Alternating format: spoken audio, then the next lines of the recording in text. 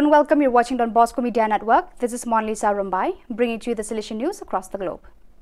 Don Bosco Orphanage Katpadi once again gave a solemn welcome to the Rector Major on the second day with a band played by the Brothers of DB Orphanage. The meeting with the Salesian family commenced with a Tamil cultural dance followed by the felicitations.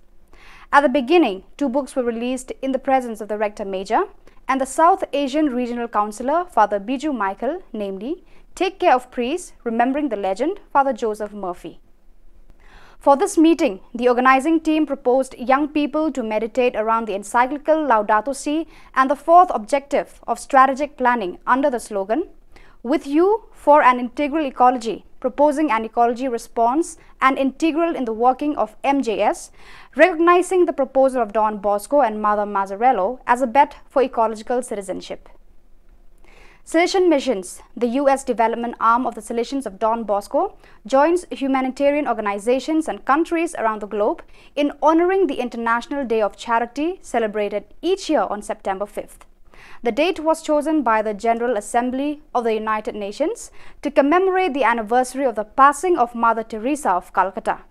She received the Nobel Peace Prize in 1979 for work undertaken in the struggle to overcome poverty and distress, which also constitute a threat to peace. Salesian Arthur Bartle, of Polish origin, has been working as a missionary in Cameroon for several years. He does pastoral work leading a parish, developing projects and educating children and youth, and is also chaplain of the prison in the city of Eboloa. Their inmates live in overcrowded conditions, have many needs and receive little food and attention from the authorities.